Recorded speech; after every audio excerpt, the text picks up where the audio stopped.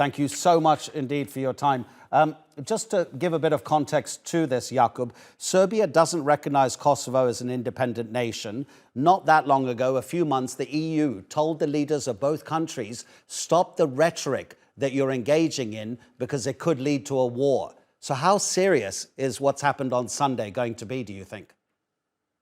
So what happened on Sunday was a boycotted election by Kosovo Serbs, and this was actually a Belgrade-ordered election boycott, which followed a month-long institutional boycott by the local structures of Kosovo Serbs.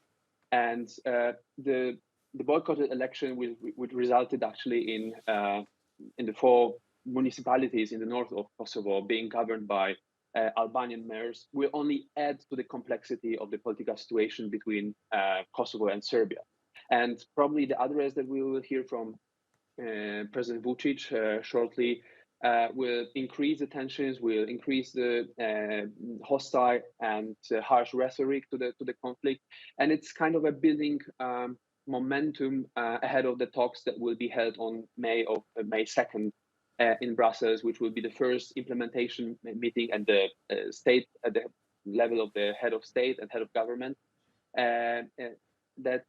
Where Brussels will again try to mediate some progress in these talks, because recently both parties somewhat agreed on a certain agreement called the so-called Ohrid agreement, because it was agreed in Ohrid.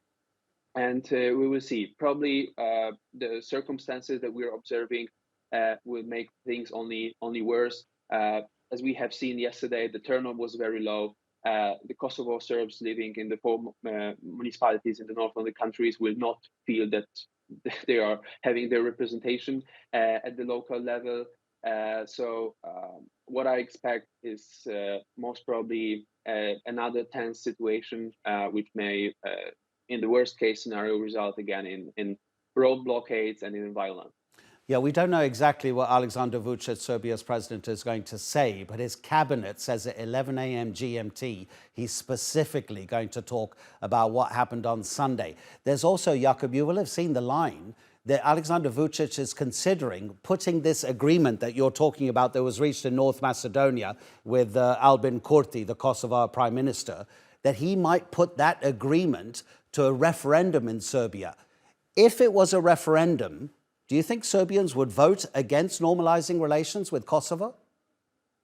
So this is what is being demanded, what is being requested by the opposition parties, which perceive the agreement that has been agreed but not signed in Ohrid as some kind of a political fuel for their political activity. So, because they are just accusing President Vučić of betrayal of national interest, as also of having agreed to a de facto recognition of Kosovo independence, statehood, by recognizing its symbols, license plates, and so on and so forth. So the things that have been at the center of the dispute between Kosovo and Serbia already for quite some time.